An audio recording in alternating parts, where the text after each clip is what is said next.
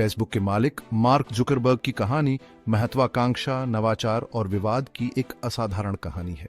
उनकी इस यात्रा पर एक नजर डालते हैं। शुरुआती जिंदगी। जन्म। मार्क एलियट जकरबर्ग का जन्म 14 मई 1984 को व्हाइट प्लेन्स, न्यूयॉर्क में हुआ था। शिक्षा। उन्होंने कम उम्र से ही कंप्यूटर और प्रोग्रामिंग में दिलचस्पी दिखाई। उन्होंने हार्वर्ड यूनिवर्सिटी में पढ़ाई की, जहां उन्होंने मनोविज्ञान और कंप्यूटर विज्ञान का अध्ययन किया। हार्वर्ड में अपने समय के दौरान उन्होंने एक प्रोग्रामिंग प्रोडिजी के रूप में ख्याति प्राप्त की। फेसबुक का निर्माण। लॉन्च फरवरी 2004 में, जब मार्क जकरबर्ग अभी भी हार्वर्ड में सॉफ्टमोर थे, उन्होंने द फेसबुक लॉन्च किया, एक सोशल नेटवर्किंग साइट जो शुरुआत में हार्वर्ड स्टूडेंट्स के लिए बनाई गई थी। ये जल्दी ही दूसरी आईवी लीग यूनिवर्सिटीज और फिर पूरे यूनाइटेड स्टेट्स और कनाडा के कॉलेजेस में फैल गया। नेम चेंज 2005 में नाम बदलकर फेसबुक कर दिया गया और यह प्लेटफॉर्म आम जनता के लिए खोल दिया गया। Growth and expansion. Funding. Facebook को बहुत से बड़े लोगों ने इन्वेस्टमेंट किया, जिसमें एक नाम था पीटर थिल का, जो पेपैल के को फाउंडर भी है। उन्होंने $500,000 सीड फंडिंग में दिए। Rapid growth. प्लेटफॉर्म बहुत तेजी से आगे बढ़ा और 2008 तक आते आते माई स्पेस से भी आगे निकल गया और सबसे बड़ा सोशल नेटवर्किंग साइट बन गया। इस समय तक फेसबुक के पास करोड़ों यूजर्स थे।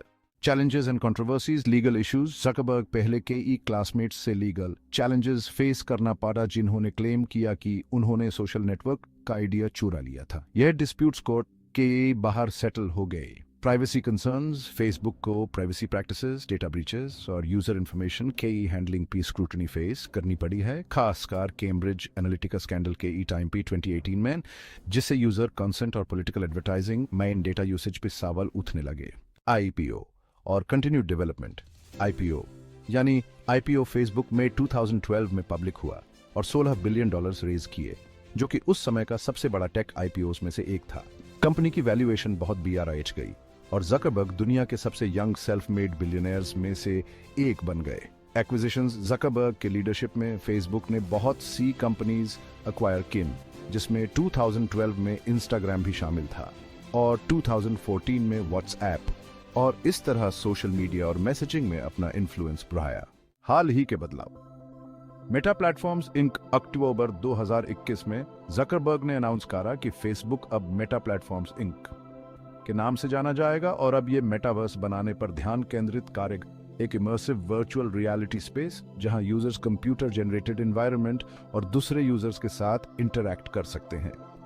Focus on AI and virtual reality. Zuckerberg ने आर्टिफिशियल इंटेलिजेंस और वर्चुअल रियलिटी टेक्नोलॉजीज के इंपॉर्टेंस पर जोर दिया है कि कैसे ये प्लेटफॉर्म के फ्यूचर और यूजर्स के एक्सपीरियंस को बेहतर बनाएंगे। फिलैंथ्रोपी। 2015 में मार्क जकरबर्ग और उनकी पत्नी प्रिसिला चान ने चान जकरबर्ग इनिशिएटिव की स्थापना की घोषणा करी। इस पहल का उद्देश्य मानव क्षमता को आगे बढ़ाना और शिक्षा, स्वास्थ्य सेवा और वैज्ञानिक अनुसंधान जैसे क्षेत्रों में समानता को बढ़ावा देना है। मार्क जकरबर्ग की कहानी एक ऐसे विजनरी की है जिसने कम्युनिकेशन और सोशल इंटरैक्शन को ग्लोबली रेवोल्यूशनाइज कर दिया। उनकी लीडरशिप का सोसाइटी पर बहुत गहरा इम्पैक्ट पड़ा है, पॉजिटिव और नेगेटिव दोनों तरह से, और वो टेक्नोलॉजी, प्राइवेसी और फ्यूचर ऑफ सोशल मीडिया के डिस्कशंस में एक पिवटल फिगर बने हुए हैं। मार्क जकरबर्ग का सफर बहुत सारे पब्लिक माइलस्टोन्स से भरा हुआ है, लेकिन कुछ ऐसे लेसर नोन या अनटोल्ड मोमेंट्स भी हैं जिन्होंने उनकी जिंदगी और करियर को शेप किया है। यहाँ कुछ ऐसे ही मोमेंट्स हैं। फेसबुक से पहले जकरबर्ग ने एक म्यूजिक प्लेयर बनाया था, नाम था सिनैप्स। तब वो हाई स्कूल में थे। ये सॉफ्टवेयर आर्टिफिशियल इंटेलिजेंस इस्तेमाल करता था यूजर्स की लिसनिंग हैबिट्स सीखने के लिए और सॉन्ग्स रिकमेंड करने के लिए। हालांकि इसने माइक्रोसॉफ्ट और AOL जैसी कंपनीज का ध्यान खींचा, लेकिन उन्होंने उनके ऑफर्स को ठुकरा दिया और अपनी पढ़ाई और फिर हार्वर्ड में कॉलेज लाइफ पर ध्यान देने का फैसला किया। जब जकरबर्ग ने अपने हार्वर्ड के डॉर्म रूम में द फेसबुक लॉन्च किया था, उनका एक ही गोल था, कैंपस के स्टूडेंट्स को कनेक्ट करना। इनिशियली उन्हें अंदाजा नहीं था कि ग्लोबली इसका इतना इम्पैक्ट होगा। यह आइडिया आया था एग्जिस्टिंग सोशल नेटवर्क्स की लिमिटेशन से, फ्रस्ट्रेशन की वजह से, क्योंकि उनका मानना था कि वो कॉलेज लाइफ का असली एसेंस कैप्चर नहीं कर पाते थे। जब जकरबर्ग ने हार्वर्ड छोड़ने का फैसला किया तो उन पर बहुत दबाव था फेसबुक पर ध्यान केंद्रित करने के लिए। ये एक बहुत बड़ा फैसला था। उन्हें न केवल खुद को बल्कि अपने माता पिता और दोस्तों को भी समझाना था कि यह सही कदम है। उनके फैसले पर लोगों को शक हुआ और कुछ ने तो उन्हें चेतावनी भी दी कि वह अपना उज्जवल भविष्य बर्बाद कर रहे हैं। पहला ऑफिस बनाना फेसबुक का पहला ऑफिशियल ऑफिस पालो अल्टो कैलिफोर्निया में था, जहां कंपनी बहुत तेजी से ग्रो कर रहा था। जकरबर्ग और उनकी टीम रात देर तक कैम काटते थे, अक्सर काउचेज और डेस्क्स पर ही सो जाते थे। शुरुआती दिनों में ये काम करने का तरीका बहुत जरूरी था, लेकिन इसका असर उनकी पर्सनल लाइफ और रिलेशनशिप्स पर भी पड़ा। सीखना कि कैसे लीड करना है। शुरुआती सालों में जकरबर्ग को लीडरशिप में बहुत दिक्कतें आई। उन्हें एक बढ़ती हुई टीम को मैनेज करने और कॉर्पोरेट कल्चर की मुश्किलों को समझने में बहुत परेशानी हुई। अपने टीम को काम सौंपना और उन पर भरोसा करना उनके लिए बहुत बड़ा बदलाव था, क्योंकि उन्हें एक कोडर से सीईओ बनना था। निजी चुनौतियां। जकरबर्ग का यह सफर आसान नहीं था। उन्हें बहुत से पर्सनल चैलेंजेस का सामना करना पड़ा। टेक में बड़े नाम होने के साथ साथ पब्लिक स्क्रूटनी भी बहुत बार अच्छ गई थी। कई बार उन्हें खुद पर भी शक हुआ, खासकर कैम्ब्रिज एनालिटिका स्कैंडल के बाद, जहां उनकी बहुत आलोचना हुई और उन्होंने अपने डिसीजंस पर भी सवाल उठाए। शुरू में पब्लिक स्पीकिंग, वो भी जकरबर्ग के लिए बहुत बड़ा चैलेंज था। शुरू में तो उन्हें शर्म आती थी, थोड़ा अनकंफर्टेबल भी लगता था, लेकिन फिर उन्हें समझ आया कि फेसबुक का विजन और उसके वैल्यूज को लोगों तक पहुंचाना कितना जरूरी है। और बस फिर क्या था, उन्होंने अपनी पब्लिक स्पीकिंग स्किल्स पर काम करना शुरू कर दिया। धीरे धीरे वो काफी कॉन्फिडेंट और कैरिस्मेटिक बन गए। कॉन्फ्रेंस और टेक इवेंट्स में ऑडियंस से जबरदस्त तरीके से एंगेज करने लगे। जकरबर्ग का स्टीव जॉब्स के साथ एक छोटा पर बहुत प्रभावशाली फ्रेंडशिप था। वो कुछ बार मिले थे और जॉब्स ने लीडरशिप, विजन और अपने वैल्यूज के प्रति सच्चे रहने के बारे में कुछ गहरी बातें शेयर की थी। जॉब्स ने जकरबर्ग को सलाह दी कि वो लॉन्ग टर्म पर ध्यान दें और शॉर्ट टर्म प्रेशर्स में ना उलझे। जकरबर्ग अक्सर अपने जर्नी में अपने परिवार को उनके अनवेवरिंग सपोर्ट के लिए क्रेडिट देते हैं। उनके पिता, जो एक डेंटिस्ट थे, और उनकी माँ, जो एक साइकेट्रिस्ट थी, ने उनके इंटरेस्ट को इनकरेज किया और एक स्ट्रांग वर्क एथिक को बढ़ावा दिया। 2015 में उनकी बेटी मैक्स और बाद में उनकी दूसरी बेटी अगस्त के आने ने उन्हें पर्पस की एक डीपर सेंस दी। इस लाइफ चेंज ने उन्हें उस दुनिया के बारे में सोचने के लिए प्रेरित किया जो वह फ्यूचर जनरेशंस के लिए बना रहे थे। सीखने का तरीका, ये चीज मार्क जकरबर्ग ने दिल से अपनाई। उन्होंने हर साल खुद को एक नया चैलेंज देने का तरीका अपनाया। जैसे कि 2014 में उन्होंने मंदारिन भाषा सीखने का सोचा। ये आदत दिखाती है कि वो खुद को बेहतर बनाने में यकीन रखते हैं, अपनी पर्सनल और प्रोफेशनल लाइफ दोनों में।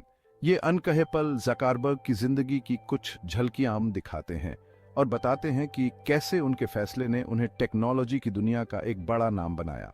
मार्क जकरबर्ग जैसे कि बहुत सारे सक्सेसफुल एंटरप्रेन्योर्स, उनके जर्नी में बहुत सारे फेलियर्स और सेटबैक्स फेस किए हैं। यहाँ कुछ ऐसे ही मोमेंट्स हैं जब उन्हें मुश्किलों का सामना करना पड़ा। शुरुआती दिनों में, फेसबुक के शुरुआती दिनों में जकरबर्ग पर विंकलवॉस ट्विंस और उनके बिजनेस पार्टनर दिव्या नरेंद्रा ने केस कर दिया था। उनका कहना था कि जकरबर्ग ने उनका सोशल नेटवर्किंग साइट का आइडिया चुरा लिया था, जिसका नाम था हार्वर्ड कनेक्शन, जिसे बाद में कनेक्ट यू के नाम से जाना गया।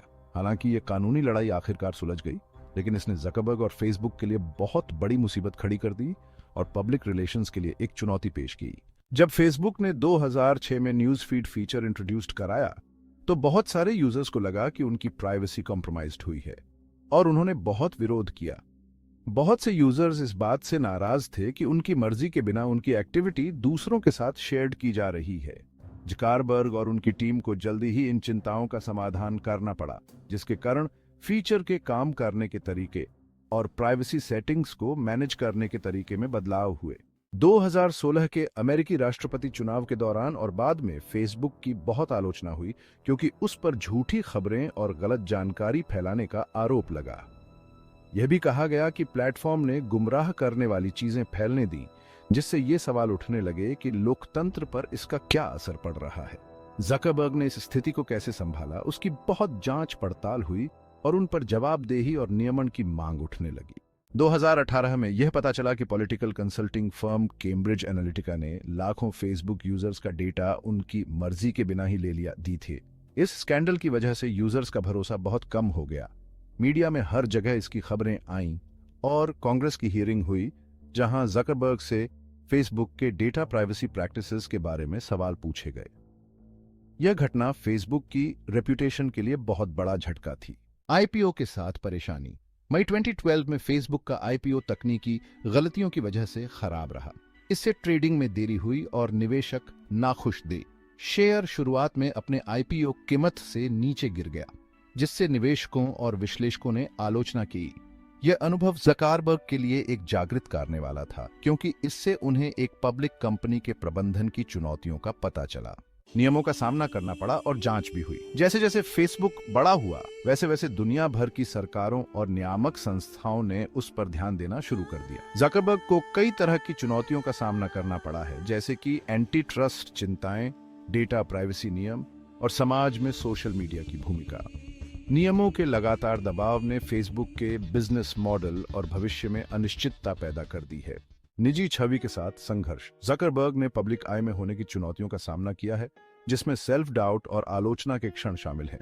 वह कभी कभी एक लीडर और पब्लिक फिगर के रूप में उन पर लगाई गई उम्मीदों से जूझते रहे हैं, जिसके कारण उन्हें अपनी भूमिका और समाज पर फेसबुक के प्रभाव के बारे में आत्मनिरीक्षण करना पड़ा है। Crisis management challenges. कई बार डेटा ब्रीचेस या पब्लिक बैकलैश जैसी मुश्किल सिचुएशंस में ज़करबर्ग के सामने सबसे बड़ा चैलेंज था कि पब्लिक से कैसे बात करें और उनका ट्रस्ट कैसे वापस जीतें। शुरू में उनके जवाब लोगों को वेग और टेक्निकल लगते थे, जिसकी वजह से उन्हें अपना कम्युनिकेशन स्टाइल बदलना पड़ा। गलत फैसले भी हुए।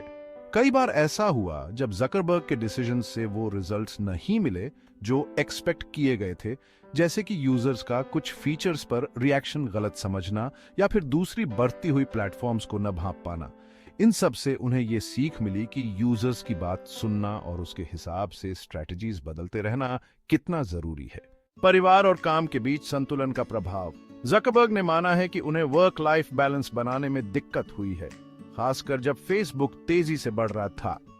सीईओ होने के साथ साथ परिवार को समय देना, खासकर पिता बनने के बाद, उनके लिए एक चुनौती थी।